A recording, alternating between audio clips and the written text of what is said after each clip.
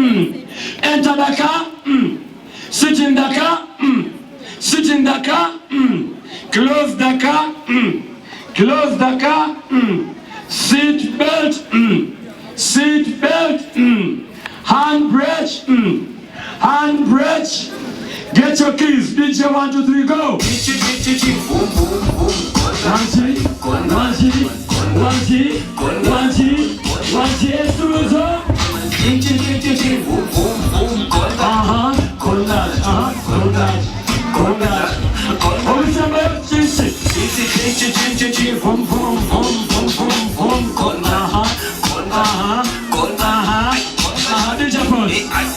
1, 1 last time. Ice cream.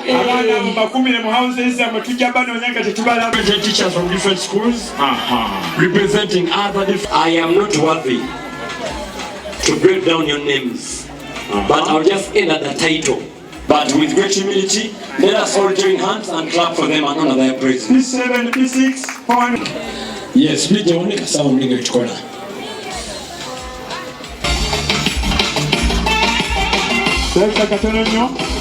Is there because some people are close into ice cream, others somewhere else. We are now counting to check the accuracy of the materials or the things that they were sent to buy. Olukala lubaddeko epeni 8 ebitabo biwandiikibwamu 3. Tubadde n'ekitabo ekikuuma ebiwandiikibwa lula omukebe gw'ebizigo eddagala erisenya amannyo P6, P7, send back those participants. N'ekyangwe ne tumanya ani asoose okugula ebintu okuva mu ddongo. Naye bwe tumaliriza Mukono Boarding Primary School, Susan Mwamala, mbeebaze nnyo first of all aba Sugar TV okujja okulaba Sports Day yaffe. Sports Day yaffe nno ebadde under the theme Champion in Making. Tukkiriza nti abaana bano bonna champions. Naye obwa champion bwabwe tebulabika nga tobukoze. So leero tulagadde okubukola naye nga twagala buli lwe tukola sports day tetukola bukozi for the sake wabula abaana bayigamu ki. Era buli item yonna bw'onoolaba list yaffe tubadde tugiteekako skill gye bayigamu. Skill gye bayigamu tuyize teamwork, tuyize perseverance.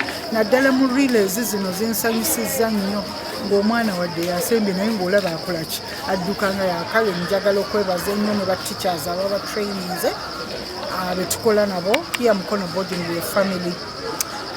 Mukono Boarding twebaza abazadde who supported us. Ate ono n'abuuza nti kikulu utya nga ssomero lya gavumenti. Abaana bano bwe twali last time we sat and said kiki kye tuyinza okukolawo ekyenjawulo ne tugamba tugenda kwambala jerseys naye balina okuddayo eka bakole emirimu bakole babasasule nga sente teziva mu bazadde. Era wano tulina club yaffe bagiyita Chickchan eyigiriza abaana to spend and save. Sound eyo Chickchan tebava bagiyita Chickchan club. Chickchan club eyo tulaba nga eyigiriza bannaabwe bagisongamu around 18 children. Kati olaba ng'egenze ekwata the whole school. Kati bwe baddayo eka balina okukola emirimu basonde buli omu n'asonda ng'olina okusonda emitwalo 3.5. Emitwalo egyo 3.5 gy'osonda ogireete and then you buy yourself a jersey. Kuba lwe twalina curriculum day. Curriculum day yaffe yali empowering them so that they become entrepreneurs. Nga twagala ebintu ebimu babyegulire nga tebakalubiriza ki bazadde. Era tulabye nga abazadde batusupportinze kuba twabagamba you have to pay these children and the kids came with their piggy banks and they got their money and they bought the jerseys. Era olaba buli jersey yonna buli house twagiwa tagline ng'ebigambo ebyo biba encouraginga. I shine, I live to shine, I'm victorious, I believe in greatness. Kugamba omwana bw'ajambala atandika okukola ki okwekkiririzaamu. So kyekyo kitumakinga nnyo unique mu ssomero era njagala n'okukubiriza bannange bonna kubanga oluusi kikumalamu amaanyi balowooza bino ebintu ebirungi bya private schools bino bya government school. Kubanga government school is quality. Ekyo mukikkirize kuwaki tutandikira ku basomesa. We have quality teachers. Tosobola qualify bw'oba toli qualified tosobola kukola ki kusomesa mu government school. The head teachers are all qualified. Maybe some of us, you can say that we are overqualified.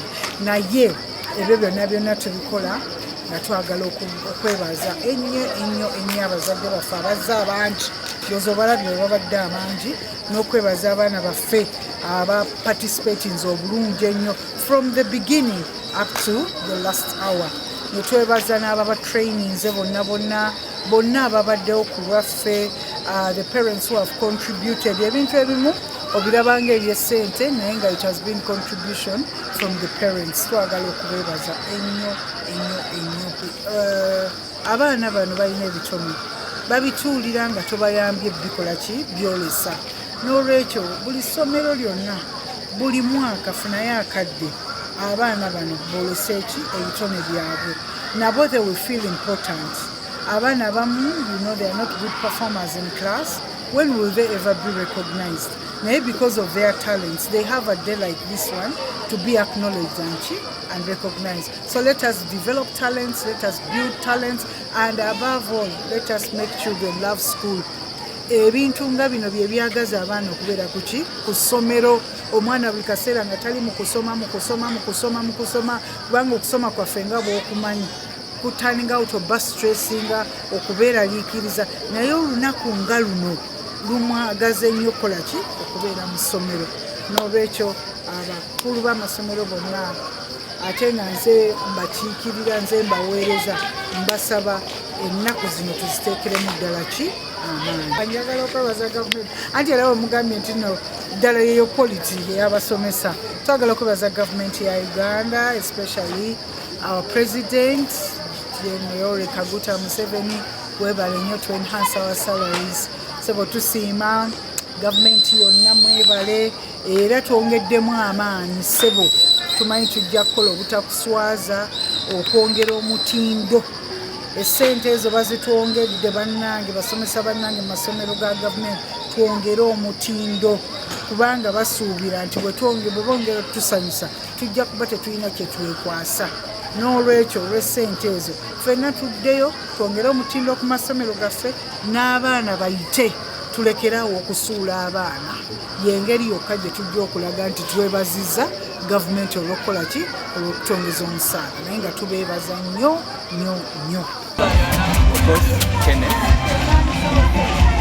Nandi lawyer obanga advocate nasomera ku Mukono mwaka wakati wa 2019 ne 2013 yebbanga lye nasomera ku lino ssomero Mukono Boarding Primary School wano e Mukono town.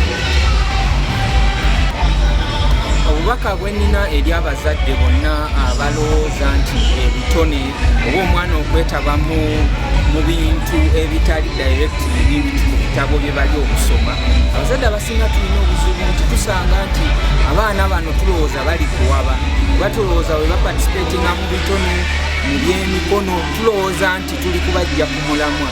Naye ate ebitone bino ebintu bye bakola, emizannyo gye bazannya gyo gyennyini gye gibawa ebintu ebimu bye batayiganga batudde mu bibiina.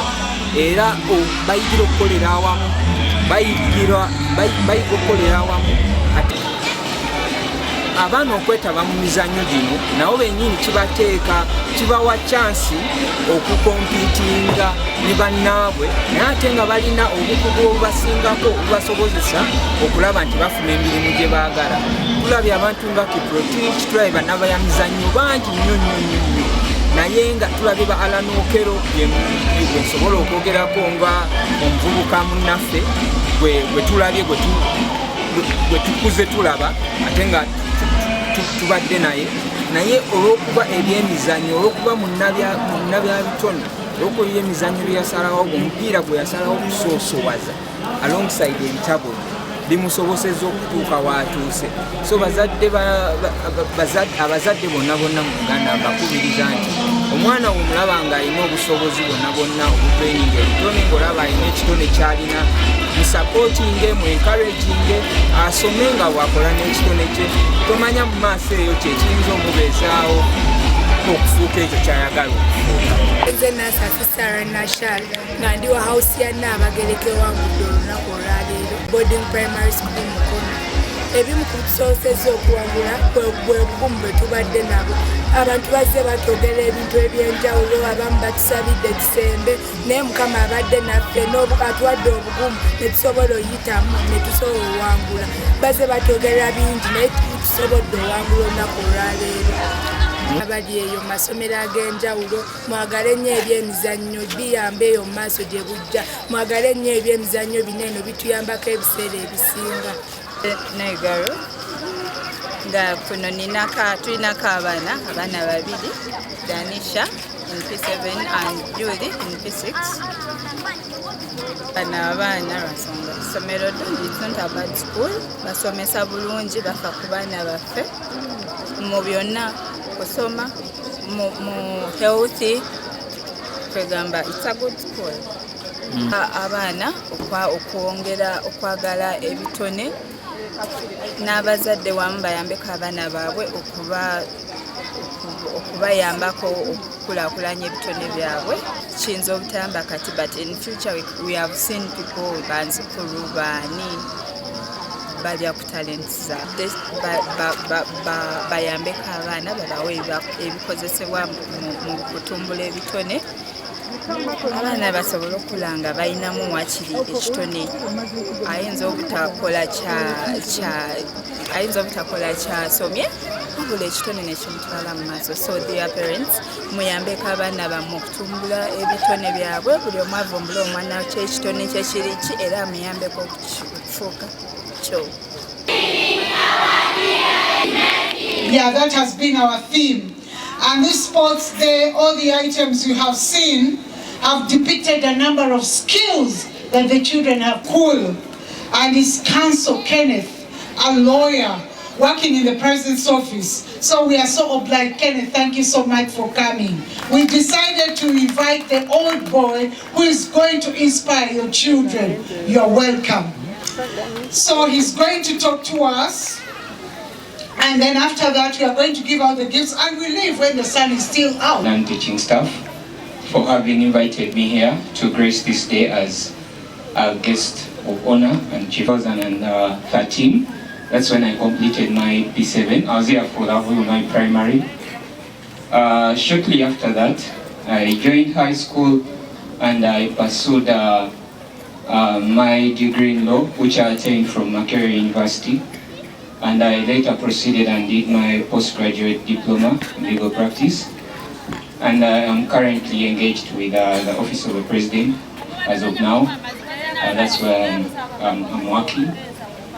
I was invited by the headmistress when she attended my graduation to be here and trans like them. I think in 2012 I had a sports day here. I remember we were running barefoot just like they are.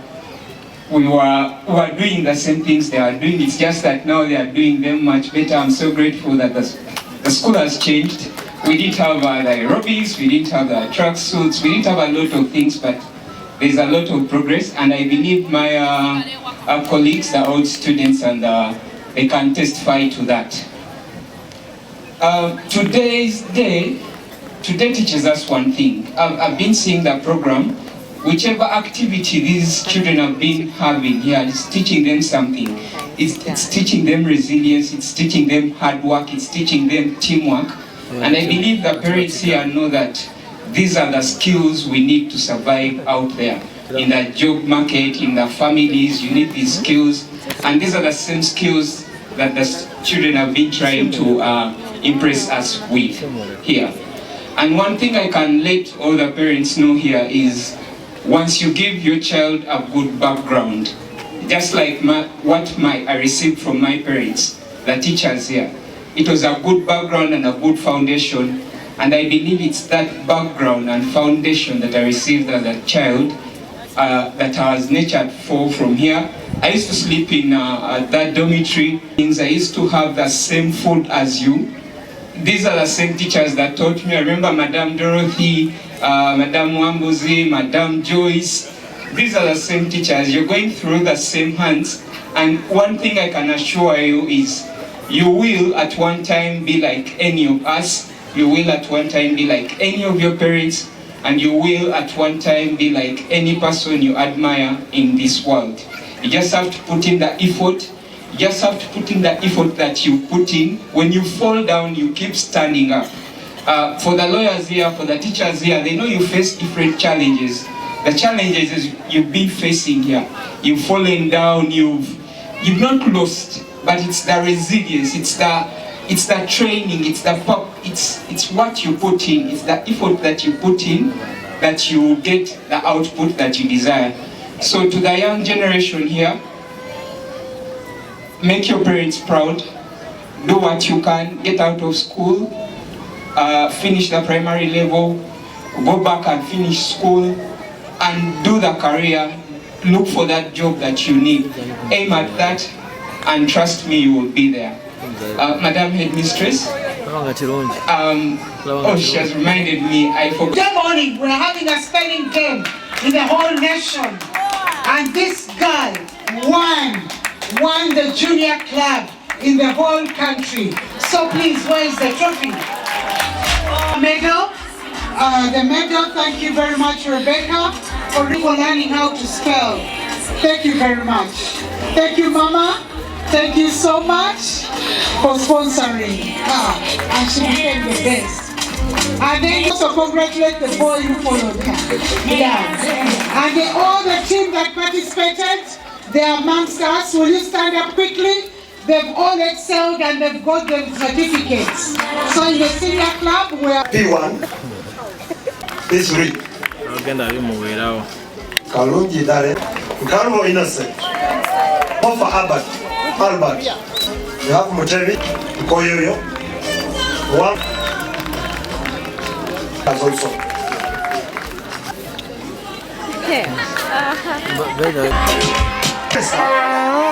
With 498 points to come for their trophy.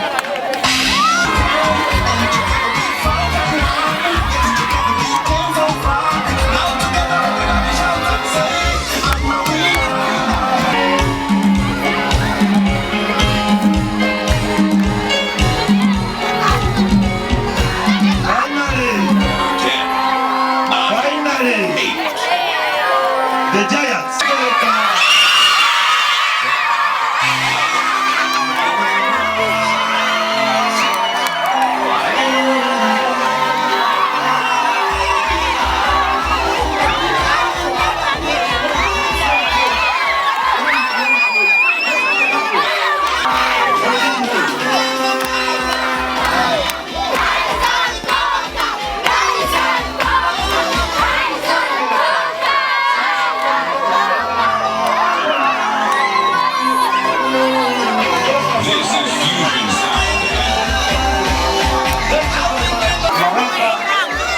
Morning.